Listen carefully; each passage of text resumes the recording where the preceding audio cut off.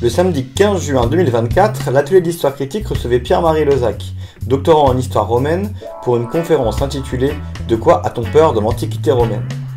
Pierre-Marie Lezac nous présente ici son travail d'histoire anthropologique et d'histoire des émotions autour de la peur en action dans la société romaine du IIe siècle avant notre ère jusqu'au IIe siècle après notre ère. Il aborde la place de cette émotion dans la société romaine, son expression et sa gestuelle, tant dans la vie quotidienne des différentes couches sociales que dans les relations et échanges sociaux. Si Pierre-Marie Lezac s'intéresse à la vie quotidienne des Romains et aux manifestations individuelles et collectives de la peur, il questionne aussi les hommes politiques et leur pratique du pouvoir. Sont-ils soumis à la peur ? La peur est-elle une stratégie de pouvoir ? Bonne écoute.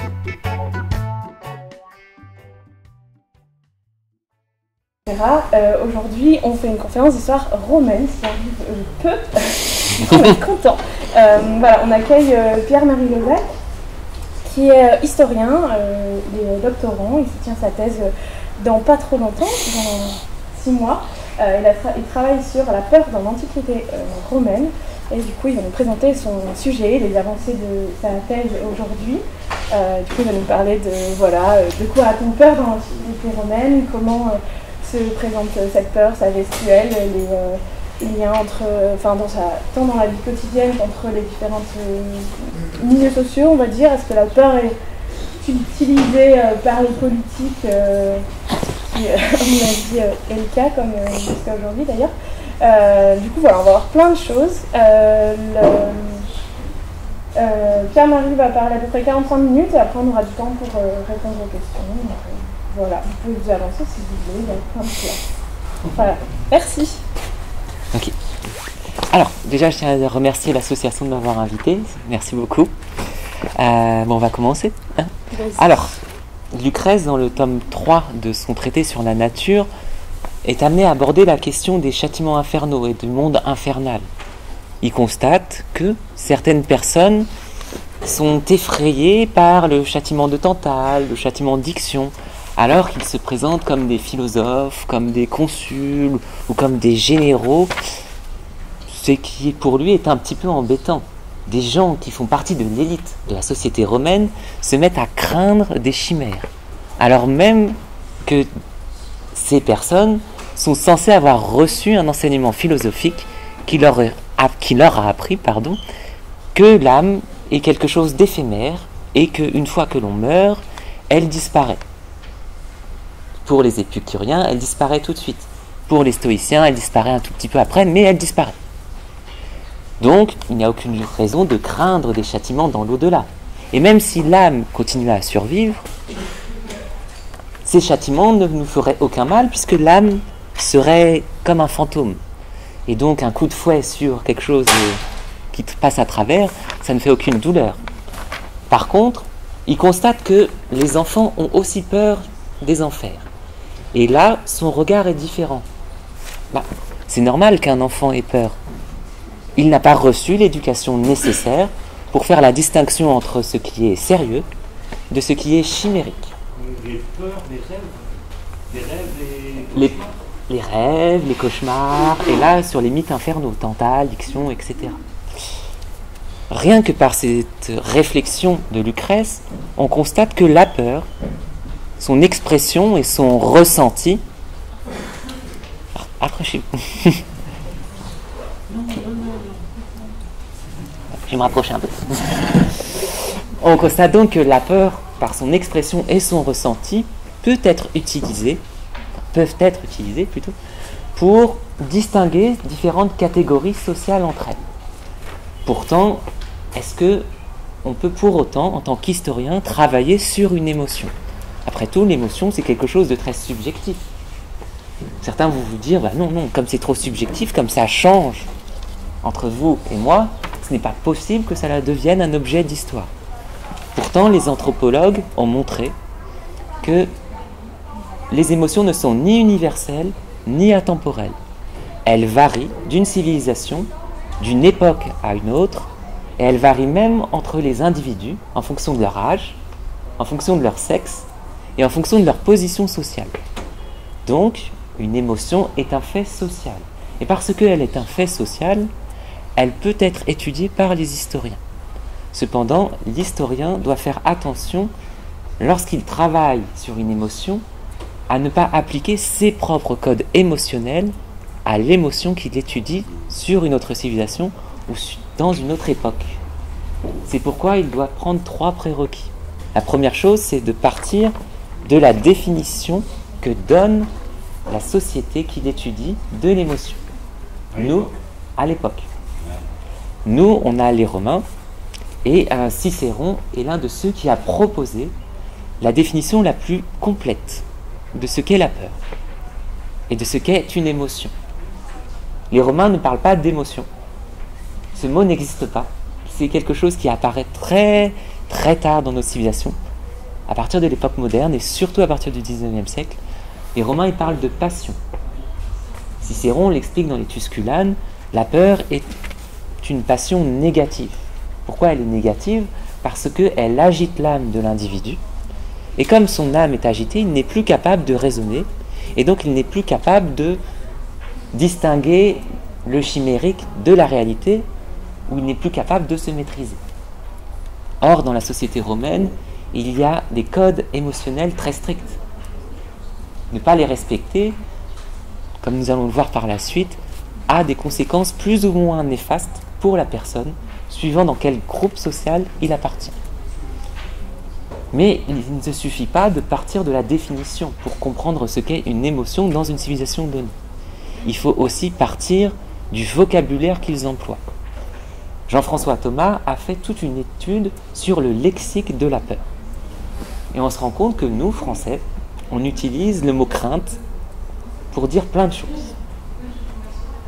Je crains cette intervention aujourd'hui, je crains de m'ennuyer, par exemple. Ou je crains demain des résultats d'élection qui ne me conviennent pas. J'utilise le même mot. Mais pour les Romains, c'est un vocabulaire différent. En fait, ils vont faire attention à la nature de la peur et à sa temporalité. Pour le mot crainte, nous avons 3 groupes de mots importants. Le premier, c'est timéo timor, qui renvoie à une crainte dans le temps présent et sur une peur précise. Le second mot, c'est metus metuere, qui renvoie à une peur précise aussi, mais qui s'inscrit dans le futur. J'appréhende quelque chose qui va arriver demain, après-demain ou dans le futur. Mais c'est précis, c'est pas quelque chose de flou. Et enfin, le dernier mot, c'est formidere, qui renvoie à un sentiment de peur qui s'inscrit sur la durée, à la fois dans le présent et à la fois dans le futur. Sur la vie entière ? Sur sa vie ? Non, c'est pas forcément sur sa vie entière, c'est un événement. C'est un événement. J'ai peur que cet événement se produise maintenant, et j'ai peur au moment où il va se produire. Mais c'est une peur qui est précise aussi, c'est cet événement. Mais en même temps, elle n'est pas en soi précise, parce que je connais l'événement, il me fait peur, mais je ne connais pas les conséquences de l'événement. Et c'est ça aussi qui me stresse. Je ne sais pas si j'ai été clair. Bon. Les travaux sur les émotions sont donc assez récents en histoire. Ils remontent aux années 30. Ils ont été commencés en 1932 par Lucien Febvre, qui a commencé à travailler sur les sensibilités. Ce n'était pas la peur en soi, c'est vraiment les sensibilités, les émotions. Et c'est à partir des travaux de Georges Lefebvre sur l'épisode de la Grande Peur de l'été 1789 qu'on s'est rendu compte que la peur pouvait jouer un rôle politique important. Il s'est rendu compte que les petits villageois, on va les appeler comme ça, ils avaient peur des nobles. Et tout un tas de théories complotistes, une armée monarchiste va arriver, les nobles gardent le grain, tout ça, s'alimentait dans les campagnes, et ça entraînait des épisodes, là, des émeutes, des châteaux qui se font incendier, etc., etc. Du moins, ça a fortement contribué. Donc, les historiens se rendent compte que l'on peut utiliser la peur pour comprendre la transformation d'une société ou un grand événement politique. Juste après, pour conforter cette idée, on a eu tous les travaux autour de Georges Delumeau avec la peur en Occident. La peur du Grand Turc a alimenté, avec la peur de l'accès au paradis ou non, la lutte contre les protestants, et aussi un peu l'idée qu'il faut aller découvrir autre chose. Comment ? barbares. Non, pas les barbares. Ça c'est... Les gens qui se pétaient outre. Ça, ouais, mais Qui c'est... parlaient autrement. Alors, Georges de Limeau, lui, il s'intéresse aux Turcs, pas aux barbares, et à la lutte entre les protestants. Ça, on va le voir plus tard, mais ça a été romain. Plus tard, les anthropologues et les psychologues ont émis plusieurs théories. Ils se sont rendus compte que une émotion nous permet d'expliquer le fonctionnement d'un individu. J'ai peur, donc c'est pour ça que je mets en place telle ou telle stratégie pour éviter ma peur. Ou lui a eu peur, j'ai soigné sa peur. Ah, je retire une certaine fierté. Les historiens se sont donc appuyés sur ces travaux d'anthropologues pour utiliser cette émotion, là je parle de la peur, pour comprendre comment une société fonctionne. Ça a donné naissance à certains concepts comme celui de communauté émotionnelle ou de régime émotionnel. En revanche, en Antiquité, l'étude d'une émotion est quelque chose d'assez récent. C'est depuis les années 2000, voire même 2010. On a de nombreux textes qui parlent de la peur, mais sur quelque chose de très précis. Souvent, c'est la peur du soldat. La peur face aux présages religieux. On peut le retrouver une synthèse dans un colloque qui a eu lieu en 2015, intitulé, si je me rappelle bien, « Les peurs antiques ». Il n'y a donc aucune étude totale sur cette émotion. Parce que contrairement aux autres émotions, la peur englobe tous les aspects de la vie quotidienne, de la vie économique, de la vie religieuse. Tout est touché par la peur. Donc, l'objectif aujourd'hui, c'est de vous donner une vision sur certains éléments de cette peur chez les Romains. Pour mener à bien ce travail, j'ai dû m'appuyer sur de nombreuses sources littéraires et variées. Sur des sources épigraphiques. Les sources épigraphiques, c'est ce qui est inscrit sur les pierres. Un peu comme sur les pierres tombales, où vous voyez des amont d'amant. Mais il ne suffit pas de mettre toutes ces sources littéraires ou épigraphiques dans un grand sac et de mélanger. Non. Parce que chaque source a sa propre stratégie narrative. Une lettre, lorsqu'elle parle de la peur, n'a pas le même but que lorsque l'on évoque la peur au théâtre. D'autre part, une lettre, ça a un caractère privé, même si cette notion est un peu ambivalente dans l'Antiquité. Donc, elle se permet plus de choses. L'auteur se permet de dire plus de choses dans une lettre que dans un récit historique ou que dans un discours politique devant quelqu'un ou devant une assemblée. Dans un écrit, quoi. C'est ça que vous voulez dire. Une réflexion philosophique, c'est un écrit, mais on ne dit pas la même chose que dans une lettre qui est un écrit aussi. Ça dépend vraiment du contexte d'écriture Correspondance. et du destinataire. Voilà, ça dépend du destinataire de l'écrit. Alors, je vais vous présenter d'abord les réactions physiques, les réactions des Romains. Une fois que l'on aura compris ces réactions, ce sera plus compréhensible de voir comment les Romains utilisent ces réactions dans la société romaine. On a deux groupes de réactions. On a d'abord les réactions physiques. Les réactions physiques, elles sont similaires aux nôtres, tout en étant distinctes. Parmi ces réactions physiques, on a les réactions qui s'expriment sur une partie ou sur l'ensemble du corps.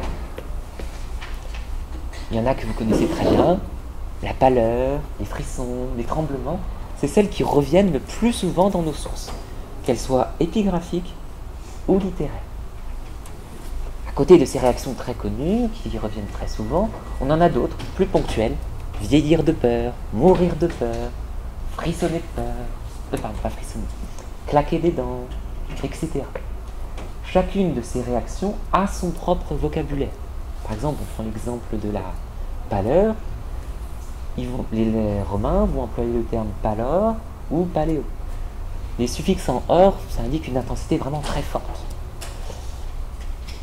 Mais c'est pas parce qu'on a une réaction que l'on ne peut pas en avoir plusieurs autres. Si on prend l'exemple d'Ovide, Ovide est un poète de la fin du 1er siècle avant notre ère, du début du 1er siècle de notre ère. Il raconte dans l'un de ses poèmes qu'il est triste. Un soir, il a été voir une femme qu'il aime beaucoup, mais il a frappé cette femme. Il l'aime, mais il l'a frappée. Et du coup, il est un peu triste parce que quand il la regarde, il n'utilise pas le terme de peur, mais il la décrit de telle façon qu'on comprend qu'elle a peur et qu'il a honte qu'elle ait peur de lui. Il la décrit comme pâle et comme tremblante. Mais il n'utilise pas... Non, il a honte que cette femme ait peur de lui. Il n'utilise pas le terme pâleur ou paléo pour désigner sa peur. Il utilise une périphrase. Elle est blanche. Vert de peur. Vert de peur, mais là c'est plutôt blanche de peur. Donc ça c'est aussi une difficulté quand on parle de la peur dans l'Antiquité, c'est que des fois on utilise des périphrases et quand on utilise notre base de données, un vocabulaire, pour repérer tous les mots, par exemple dans tout le corpus de Rive, j'ai le mot pâleur, hop, je vais dans ma base de données, ça me met tous mes textes, bah celui-là il n'apparaît pas. C'est avec des lectures connexes qu'on se rend compte que là, il parle d'une violence de femme, il faudrait peut-être que je le lise, et effectivement, ça parle de peur. Voilà. À côté donc de ces réactions physiques qui touchent tout le corps ou juste une partie du corps, il y en a d'autres qui ne touchent qu'une partie du corps. Elles ne peuvent pas aller autre part. Les Romains, ils distinguent 3 parties importantes à observer. Le visage, les yeux. Oui, ils font une distinction entre les yeux et le visage. Parce que pour eux, les yeux, c'est le miroir de l'âme. Par les yeux, l'âme est effrayée, ou par les yeux, elle communique ce qu'elle ressent. Et les mains. Pour les Romains, parmi ces 3 choses importantes, celle qui est encore le plus importante, c'est le visage. Et derrière cela, en fait, il y a l'influence de la physiognomonie. Est-ce que vous savez tous ce que c'est? L'attitude. Non, c'est pas l'attitude. La physiognomonie, c'est l'étude du visage, parce qu'on estime, jusqu'au XIXe siècle, et encore aujourd'hui, quand on entend certains propos de certains partis, de certains journalistes, que, suivant l'aspect de votre visage, vous êtes forcément un criminel, vous êtes forcément un méchant, vous êtes forcément quelqu'un de juste, etc. Pour les Romains, pas une question de peur de l'étranger, c'est parce que le visage, comme il est le reflet de l'âme, il est le reflet de la nature de l'individu. Puisque Quintilien explique que voilà, c'est l'image. L'image qu'il renvoie, ou plutôt l'image que son âme a. Si vous êtes quelqu'un qui est soumis à votre peur, ou qui est cruel, vous allez, pour les Romains, forcément avoir un visage moche. Quelqu'un qui a un visage moche, quelqu'un qui ne peut pas faire confiance, pour les Romains. César le dit très bien, lorsque il dit à ses troupes d'attaquer les troupes pompéiennes, visez surtout le visage. Parce qu'ils vont avoir peur et ils vont fuir. Ah oui, c'est des aristocrates, ils ont un beau visage. Si on leur met une cicatrice, leur carrière politique elle est finie. Aujourd'hui, nous on n'a plus ce code-là. Quelqu'un qui a une cicatrice, bon, il y a une cicatrice, voilà. Ok. À côté des réactions physiques, on a aussi les réactions psychologiques. Pour les Romains, il y en a 2 qui sont importantes, ou du moins qui sortent du lot. On a les troubles du sommeil, provoqués par une certaine anxiété, par un stress. Ça donne lieu à une perte de sommeil, ça donne lieu à des cauchemars. Et on a surtout, et c'est celle-là la plus importante pour eux, un fonctionnement anormal du cœur. C'est ça. Souvent, on a juste cette périphrase « mon cœur ne fonctionne pas bien, mon cœur est agité ». Et par cette périphrase, on sait que l'individu a peur. En fait, si vous suivez bien, les Romains expliquent toutes ces réactions physiques et psychologiques par le fonctionnement de l'âme. L'âme, d'après Lucrèce, d'après Cicéron, trouve son siège dans le cœur. Si mon âme est agitée, le fonctionnement du cœur est forcément mauvais. D'où le trouble psychologique pour les Romains. Si j'ai des frissons, ou si je deviens tout de suite blanc, c'est parce que mon cœur fonctionne mal, comme mon âme est agitée, et il n'envoie plus le sang partout dans le corps. D'accord ? Ouais, ça ne fonctionne pas bien pour les Romains. Mais ils peuvent cacher leur peur. Il y a certains gestes pour cacher leur peur. Nous, quand on regarde un film d'horreur et qu'on ne veut pas avoir peur, souvent on ferme les yeux, on met sa main devant les yeux. Pour les Romains, on ne fait pas ça. On peut cligner des yeux, mais on ne ferme pas totalement les yeux. Ou alors, on met juste le bout de ses doigts devant sa bouche. Cependant, C'est Quintilien qui nous explique ça. Il n'indique pas quelle main il s'agit. Parce qu'à Rome, les mains ont une signification importante. C'est par la main droite que l'on jure, c'est par la main droite que l'on prête serment, c'est par la main droite que l'on sacrifie. Là, on ne sait pas quelle main il s'agit. On peut supposer que c'est la main droite, puisque c'est la main la plus importante à Rome, mais comme c'est un geste honteux, je manifeste ma peur devant tout le monde, donc on ne sait pas. Peut-être qu'il l'a fait exprès de ne pas le dire. Ou autrement, quand quelqu'un nous fait peur, on peut aussi mettre les mains comme ça en bas, entre le torse et le nombril, et sur la gauche. C'est extrêmement codifié, oui. Maintenant qu'on a compris à peu près comment ça s'exprime, on va passer à des éléments un peu plus concrets. Les Romains, nous allons d'abord le voir, expliquent l'organisation de leur société aussi par l'expression émotionnelle. Ce n'est pas qu'une question de droit. D'accord ? Mais comme c'est un sujet assez vaste, on va juste regarder les deux extrêmes. Ceux qui sont exclus de la société romaine et ceux qui font partie de l'élite. D'accord ? Bon, tout le monde voit c'est quoi une identité sociale. Une identité sociale, c'est un individu qui appartient à un tel groupe en fonction de ses attributs. Son code vestimentaire, son origine géographique, d'où il vient, etc. Et en fonction de ces codes, il se distingue des autres tout en justifiant son appartenance à un groupe précis. Chaque attribut, on appelle ça un marqueur social. L'émotion, son expression et son ressenti s'appuient sur des normes. Je dois me faire comprendre de mon destinataire sur ce que j'exprime. Et pour me faire comprendre, je dois appliquer certains gestes, je dois dire certaines choses. C'est ce qu'on appelle un code émotionnel. Si un enfant de 4 ans, pardon, pas un enfant de 4 ans, il y a ce qu'on appelle l'effet Koudjolev. Je ne sais pas si je le prononce très bien. C'est un soviétique qui a pris une série de clichés, 50 clichés de personnes qui expriment une émotion. Lui, il savait très bien de quelle émotion il s'agissait. Mais il a laissé les gens dire au hasard quelles étaient les émotions. Eh bien, certains ont dit à 50% ou 60%, cette personne-là, elle est en train de rire. Alors que pas du tout, en fait, elle était triste. D'autres vont dire, celle-là est joyeuse. Ah oui, là, effectivement, elle était joyeuse, elle souriait. Mais sur une autre photo, une autre personne sourit, mais non, elle n'était pas joyeuse, elle était stressée. D'accord ? Exactement. C'est-à-dire que si on n'a pas le contexte et les codes pour comprendre cette émotion, ça ne marche pas, on ne peut pas l'identifier.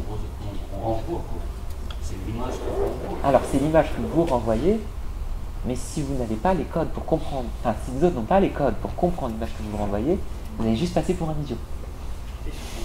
Voilà. Et donc, on peut dire que les Romains ont une identité émotionnelle en plus d'une identité sociale. D'accord ? L'identité sociale, c'est j'appartiens à telle tribu, j'appartiens à telle classe sociale. Et elle est régulée par le censeur. Le censeur est un magistrat qui va faire comme le recensement. Ouais. Vous avez tel âge, vous faites partie de tel milieu social, etc. etc. Nous exclus. D'après le droit, telle ou telle personne sont exclues. On va se concentrer sur 3 types d'exclus. Les esclaves, les femmes, les enfants. Dans l'Antiquité gréco-romaine, l'esclave, d'après Aristote, d'après d'autres philosophes, ce n'est que du mobilier. Donc, on doit le traiter comme tel. Si on regarde les lettres de Pline le Jeune, il y a 2 types de peurs autour de l'esclave. Il y a d'abord la peur que l'esclave ressent lui-même. Il a peur du maître, de sa cruauté, ou alors d'une éventuelle punition s'il n'a pas fini son travail. Cette peur lui rappelle que il est esclave. J'ai un maître au-dessus de moi. Pour les Romains, il n'est pas légitime qu'ils aient cette peur. Les Romains sont des êtres libres. Ils n'ont pas de maître au-dessus d'eux. Mais les Romains, Pline le Jeune le rappelle, ont aussi peur de leurs esclaves, peur qu'ils les volent ou peur qu'ils les tuent. Et cette peur est d'autant plus justifiée que l'on a toute une série d'exemplats. Les exemplats, ce sont des exemples qui doivent servir de leçon pour les Romains. d'esclaves qui, durant la seconde proscription, ont trahi leur maître et qui les ont vendus à leurs ennemis en échange de liberté. Et donc, par ces deux peurs, on voit bien que l'esclave est à part. Il n'est pas citoyen. Et c'est même quelque chose d'assez dangereux qu'il faut surveiller de près. Quelque chose de matériel, quelque part. C'est un bien pour eux. C'est un bien qui peut les tuer, donc il faut le surveiller. Oui, parce qu'ils ont, quelque part, ils ont un peu peur, parce qu'ils sont là, vu la masse, tout ça. Oui, et puis il y a les exemples des révoltes serviles avec Spartacus, etc. À côté de ça, maintenant, on a les femmes. Les femmes, dans l'Antiquité, elles sont considérées comme d'éternelles mineures. Vu que ce sont d'éternels enfants, elles ne peuvent pas exercer de responsabilité. Les médecins vont même rajouter une donnée. Si on lit Galien, dans l'un de ses textes, il va nous expliquer que vous, mesdames, si vous étiez à Rome, d'après les Romains, vous ne seriez pas capable de maîtriser vos passions. Donc ça veut dire que vous ne pourriez pas rester ferme devant une situation difficile, donc vous amèneriez la cité à sa perte. Il y a un problème, tout de suite les femmes auraient peur, elles vont fuir. Mais comme vous ne maîtrisez pas vos passions, vous ne seriez pas non plus capable, selon lui, de distinguer ce qui est chimérique de ce qui est vrai. Les Romains, c'est ce qu'ils vont justifier. Cicéron, dans un de ses discours, se moque au théâtre d'un chevalier qui a peur de l'évocation d'un dieu, comme si c'était une femme ou un enfant. Ce qui nous amène à la troisième groupe, les enfants. Les enfants, ils ont un statut particulier. On ne s'intéresse qu'aux enfants hommes, puisque les enfants hommes ont vocation à devenir citoyens. Et c'est la gestion de leur peur qui montre qu'ils deviennent progressivement des citoyens. Au début, si on reprend le texte de Lucrèce, de Cicéron ou d'autres, l'enfant n'a pas de raison, il a peur de tout. Des enfers, du tonnerre qui gronde, du tremblement de terre, mais progressivement, il va acquérir un savoir philosophique, donc il n'aura plus peur. Et dans le même temps, il va commencer à suivre son père, qui va au forum, qui va voir ses clients, ou qui va voir son... J'ai plus le mot. Voilà, on va dire l'équivalent de son parent. Et il va apprendre les codes pour vivre en société, et parmi ces codes, les codes émotionnels. Et quand il sera en âge d'être un citoyen, donc c'est-à-dire vers 17-21 ans, il maîtrisera ses peurs, et par cette maîtrise des peurs, symboliquement, il fera partie du corps civique. Il sera citoyen. Maintenant, on va s'intéresser à l'élite de la citoyenneté romaine. Donc vraiment l'autre extrême. Parmi cette élite, cette élite sociale, elle est composée de citoyens riches et qui ont exercé une fonction politique à Rome. C'est-à-dire ceux qui font partie de l'ordre équestre et de l'ordre sénatorial. Sur eux, contrairement au reste de la société romaine, il pèse de nombreuses contraintes juridiques et sociologiques. Ces contraintes, elles trouvent leur fondement dans différentes valeurs. L'onos, c'est assez transparent, c'est l'honneur. La virtus, c'est le courage, faire face au danger, aller au-devant, surmonter sa peur, etc. Il y a aussi sa fides. La fides, c'est le serment. Je jure de faire quelque chose, donc je dois m'y tenir. Ces trois valeurs entraînent l'auctoritas de la personne. L'auctoritas, tout le monde voit à peu près, l'autorité, et sa dignitas. Et sa dignitas, c'est sa dignité, mais au sens moral du terme. C'est pas juste une dignité due à mon rang, morale. Et donc, de nombreux travaux d'historiens, notamment la synthèse de Mathieu Jocoto, ont montré que un aristocrate ne peut pas exprimer son émotion comme les autres. Il doit toujours rester maître de lui-même. On reprend à ce chevalier qui a manifesté sa peur aux autres, il s'est décrédibilisé lui. Dès qu'il y aura un prochain recensement, il sera peut-être plus chevalier. Ils doivent toujours rester maîtres d'eux-mêmes. S'ils ne le font pas, ils portent atteinte. Ils portent atteinte aux valeurs, à certaines valeurs, comme la fides. Et on va sanctionner la personne, l'aristocrate, non pas parce qu'il a exprimé sa peur, mais parce qu'il a enfreint ces valeurs-là. Et c'est très important pour eux. Mais avec la mise en place du régime impérial, on a une nouvelle personne qui arrive. On a l'empereur. Sur l'empereur, il pèse aussi ses contraintes émotionnelles, plus autre chose. Contrairement aux autres, l'empereur est dans une position assez précaire, parce qu'il doit maintenir le consensus autour de sa personne. Si le consensus n'est plus maintenu, alors il s'exposera à un moment ou un autre à une conjuration, à un usurpateur. On voudra le renverser et on le renversera. Sa gestion de sa peur et de la peur des autres joue ici un critère essentiel pour maintenir son consensus. On attend cela de lui. S'il gouverne de façon tyrannique, ça ne va pas le faire. On ne veut pas être gouverné par un tyran. Mais si il est soumis à sa peur, pareil. On ne veut pas d'un faible chez nous. Ça ne veut pas. Et donc, il deviendra légitime de le remplacer. Ok ? Ça, c'est ce qu'on appelle les identités émotionnelles. Si on regarde bien, sur tout Romain, il pèse un regard. Et ce regard est encore plus fort sur les membres de l'élite. D'ailleurs, toutes nos sources littéraires, elles sont écrites par des membres de l'élite sociale et elles observent surtout des membres de l'élite sociale. On observe un peu parfois les plébéiens, mais les plébéiens, ce sont les gens populaires, les classes moyennes. Et classes moyennes. Eux, ils sont soumis à leur passion, donc c'est normal qu'ils dirigent pas. Mais le regard qu'ils portent sur les membres de l'élite est un regard qui juge. Et donc on a deux types de regards. On a un regard accusateur ou on a un regard honorifique. Je suis un chevalier romain, je suis un sénateur romain, j'exprime ma peur devant tout le monde, je ne sais pas me maîtriser. Alors, j'ai deux types de regards qui vont s'offrir à moi. Soit je peux avoir un regard accusateur sur le plan moral. Ce qui fait, c'est pas très bien. Et donc, l'aristocrate va être placé de côté. On le laisse, parce qu'il n'a pas enfreint de règles, mais voilà quoi.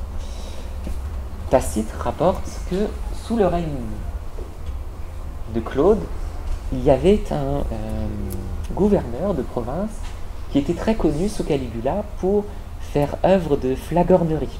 On voit ce que c'est un flatteur. Parce que, en fait, cette personne avait peur de Caligula, donc elle le flattait, pour ne pas que Caligula l'attaque. Caligula, c'est un empereur qui a régné de 39 à 41, et c'est un empereur tyrannique. C'est l'empereur par excellence, c'est le modèle de tyran pour les Romains. Encore plus que Commode, Néron ou Domitian. C'est vraiment le modèle. Et pour Tacite, ce que cet aristocrate a fait est mal, parce qu'il a caché ses intentions. Il a bafoué sa fidesse. On ne peut pas avoir confiance en lui. Comment ? L'innocence, en fait. Rester innocent. Non, pas rester innocent. On ne peut pas avoir confiance parce qu'il joue comme un acteur. Et un acteur, même s'il dit la vérité, c'est un jeu. Donc une fois qu'on l'a fait, c'est fini. Comme le mensonge. Voilà. En trompant la fidesse, on a menti. Donc, on ne peut plus avoir confiance. Et parfois, le regard peut aller encore plus loin. Il peut y avoir une sanction juridique.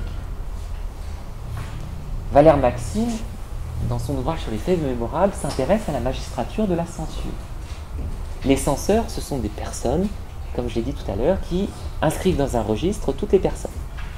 Et suivant ce qu'a fait la personne, elle peut être dégradée civiquement par le censeur. Et cette dégradation doit servir d'exemple aux autres. Et pour servir d'exemple, elle se fait au forum, la place centrale à Rome, et devant tout le monde. La personne arrive devant les censeurs, et le censeur va dire publiquement et à de voix très forte ce qu'il lui reproche. Et Valère Maxime note que certains Romains, pendant les guerres, ils n'ont pas été très courageux. Ils sont plutôt restés dans le camp, plutôt qu'à d'aller se battre. Les censeurs, ils ne vont pas condamner la peur de ces soldats, mais la conséquence de cette peur. Ils n'ont pas obéi à leur général. Ils ne sont pas allés non plus défendre les intérêts de Rome. Puisque Rome ne mène que des guerres justes, on l'a attaqué. Donc, en plus de ne pas avoir obéi à leur général, ils n'ont pas défendu leur patrie. Et donc ces personnes-là, Valère Maxime le note dans son texte, elles ont été dégradées civiquement. On leur a enlevé leur cheval. Le cheval, dans l'ordre équestre, c'est assez prestigieux. Le perdre, c'est un peu comme perdre si vous avez gagné Euromillions et qu'on vous enlevez tout votre argent du jour au lendemain. Voilà. Et en même temps, on les rétrograde civiquement. Au lieu d'être chef. Alors, plus que ça, ils perdent leur position sociale. C'est pas la crédibilité, c'est leur position sociale. Au lieu d'être chef, ils deviennent juste pas sous-chef. J'obéis au chef et au sous-chef. C'est un peu embêtant. Et pour l'empereur, là, le regard négatif, il n'y a pas de regard juridique négatif contre lui, c'est je te tue. Caligula, si on l'a tué, c'est parce qu'il faisait peur jusqu'à son entourage. Les soldats qui étaient chargés de le protéger l'ont tué alors qu'il était dans la cour et ils ont même massacré son enfant pour être sûr que ça ne se propage pas à la génération suivante. Souvent on l'a pris, le enfant. Domitien, qui arrive un peu plus tard, lui, il a été jusqu'à effrayer les membres de sa famille. Donc, normalement, la famille devrait le protéger, mais non. Ils ont envoyé un affranchi l'étrangler dans son bain, un peu comme Commode, un peu le même droit. D'accord ? Mais à côté de ça, il y a aussi des regards positifs. J'ai vaincu ma peur, ou je vous ai libéré de votre peur, alors les Romains donnent des récompenses à celui qui a fait ça. On le voit sur de nombreuses pierres tombales, les soldats romains affichent leurs récompenses. Un torque, un bracelet. Souvent, le bracelet ou torque, c'est parce que c'est eux qui sont allés en premier sur un rempart. C'est eux qui sont allés en première ligne. Il faut avoir du courage, il faut savoir surmonter sa peur pour aller en première ligne. Ou pour aller sur le rempart en premier. Ça a même un... Comment on appelle ça ? Ça représente même un enjeu politique à Rome. Surtout à la fin de la République et sous l'Empire. Le général qui libère ses concitoyens de leur peur trouve une crédibilité politique immense. Par exemple, en 66 avant notre ère, la Méditerranée est envahie de pirates. On veut confier un pouvoir extraordinaire à un général pour se débarrasser des pirates.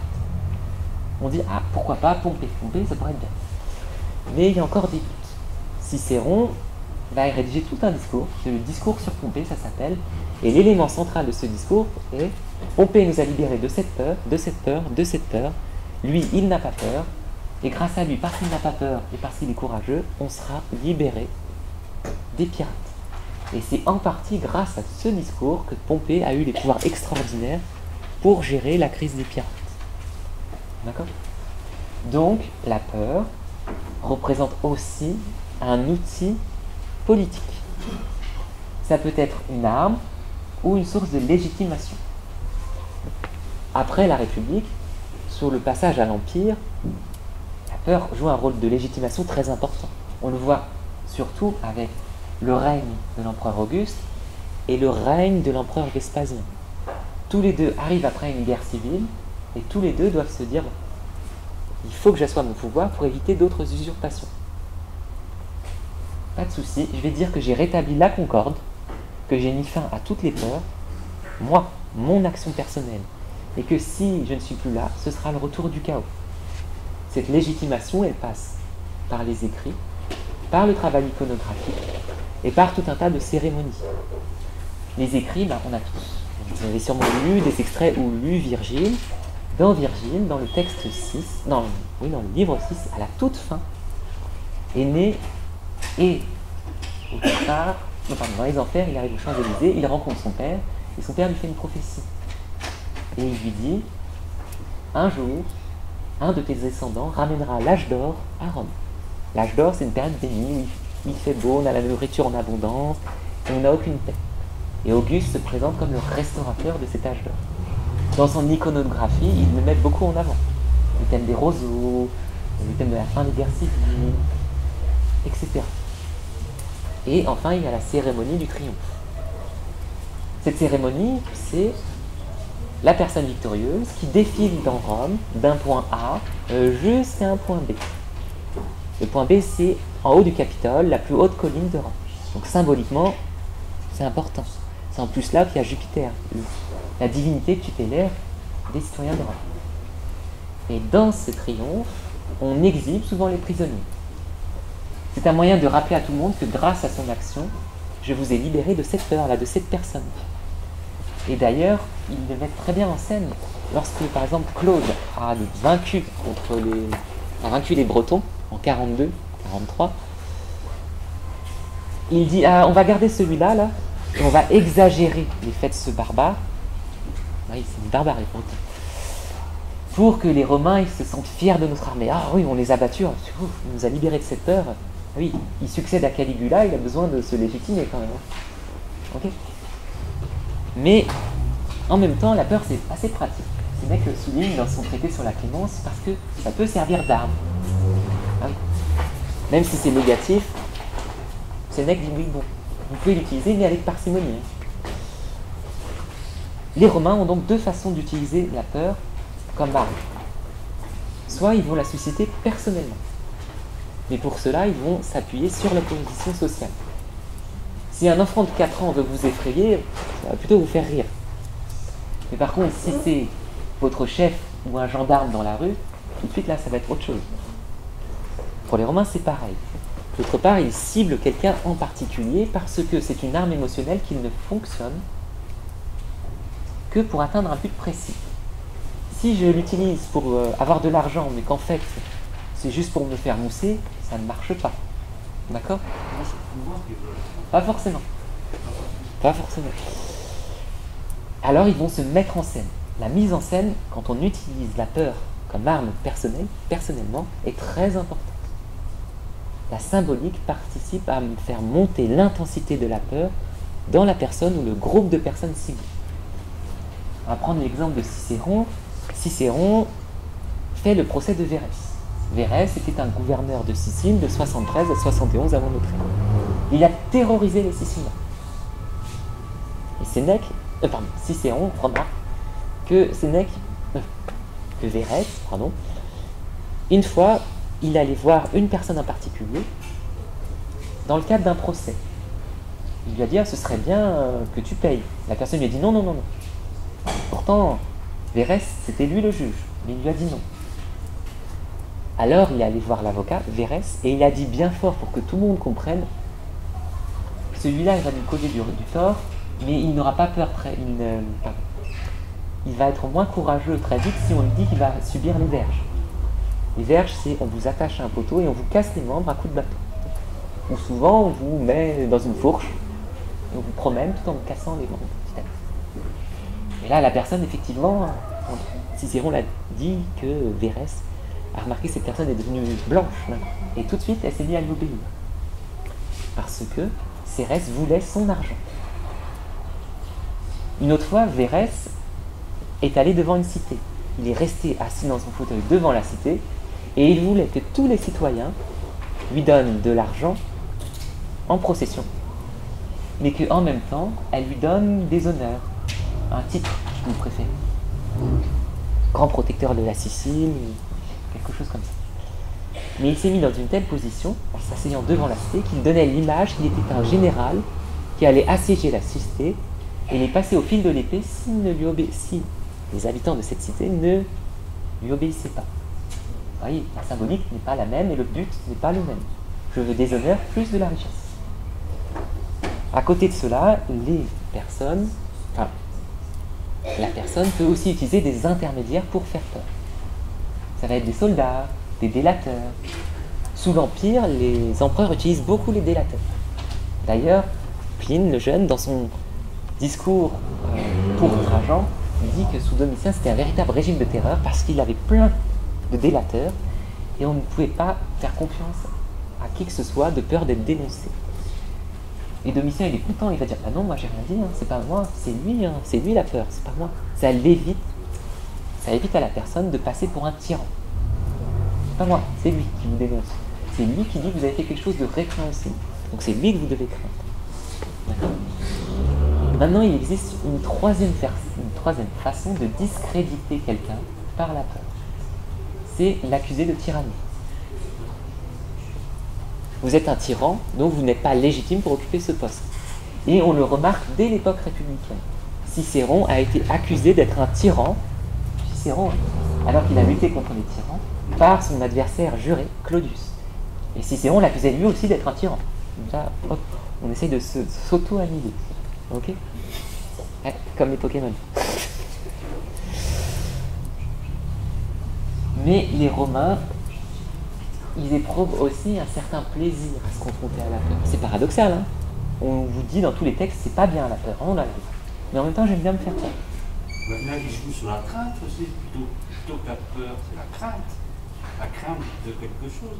Alors, là, c'est différent. La crainte d'être déchu, d'être... Pas dans le plaisir. Dans le plaisir, vous allez voir, il y a 3 types de plaisir. Il y a tout d'abord un plaisir éducatif.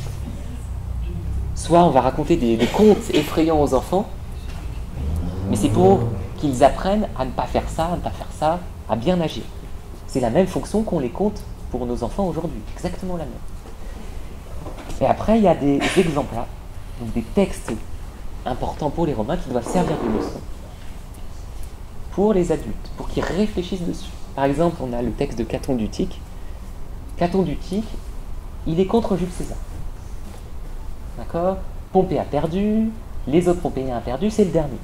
César arrive devant la ville d'Utique et on lui dit à Caton, César il veut bien te pardonner, mais il faut que tu viennes devant lui. Caton va dire non, hein. Moi j'ai mes valeurs, il est hors de question que j'aille me prosterner devant un tyran.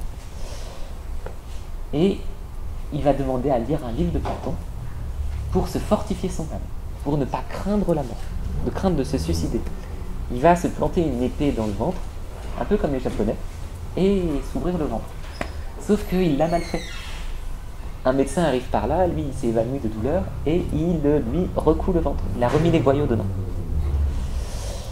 Caton se réveille, et mince, ça a échoué.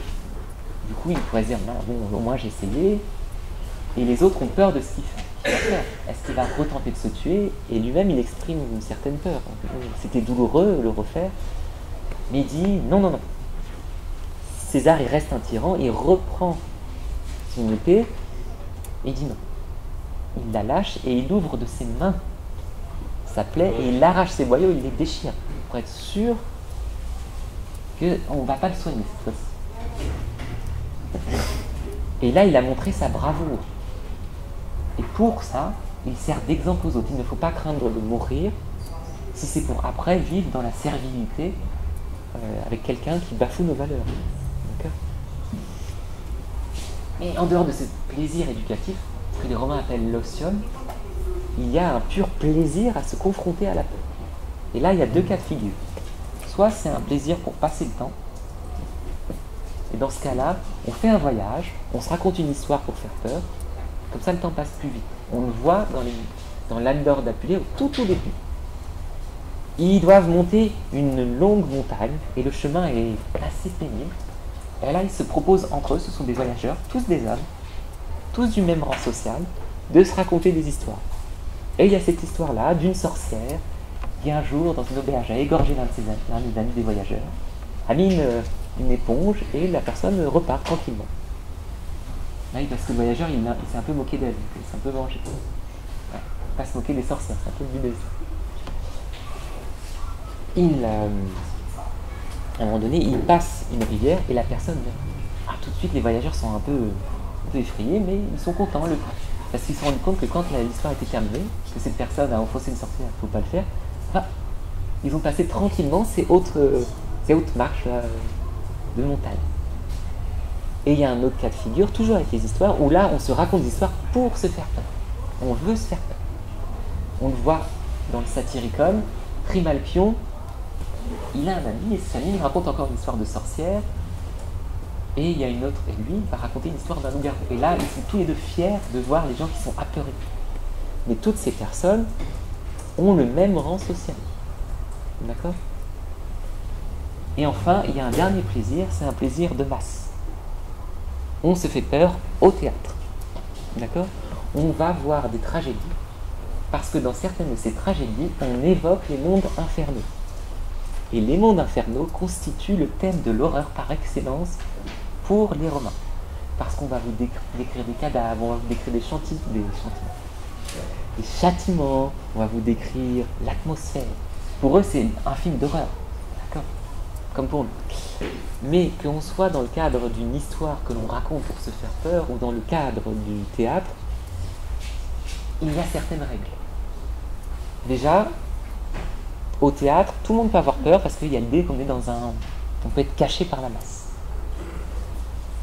Par contre, quand on va vous raconter une histoire pour faire peur, généralement on le fait entre personnes du même rang social, dans un petit groupe de personnes qui nous sont proches. Comme ça, si lui manifeste sa peur devant nous, ben ça va, c'est le même rang social. Donc, mon honneur n'est pas bafoué. D'accord? Et enfin, il y a différentes stratégies pour faire naître cette émotion. Déjà, on crée un environnement particulier.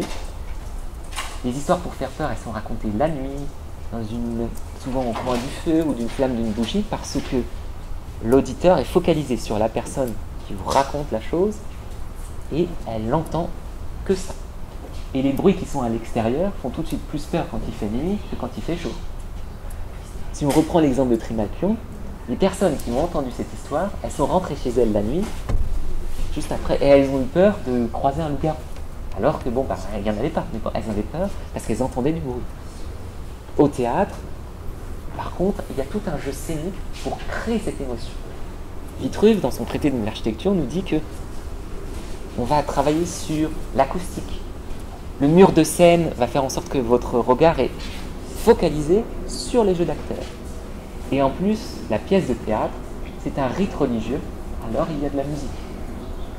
Le théâtre, c'est fait pour, normalement, conclure une cérémonie religieuse. Vous avez tous les textes de Florence Dupont qui vous expliquent beaucoup mieux que moi pourquoi. Le théâtre de Pompée, il y a un temple en haut. Hein. Et avec la musique, vous avez tous vu un film d'horreur, ça crée une oppression parfois qui amplifie la peur que l'on ressent. Okay? Donc, au terme de cette petite démonstration, on a vu différents éléments d'expression de la peur, qu'elle soit physique ou psychologique. Et vous avez pu vous rendre compte que l'on utilise ces expressions aussi bien pour classer quelqu'un dans la société que pour l'attaquer, ou même que l'on utilise par pur plaisir. Mais il y a d'autres choses qu'on n'a pas évoquées parce que ça aurait été un peu trop long, sur comment les Romains soignent leur peur, toutes les contraintes émotionnelles qui peuvent en découler. Je vous remercie. Merci.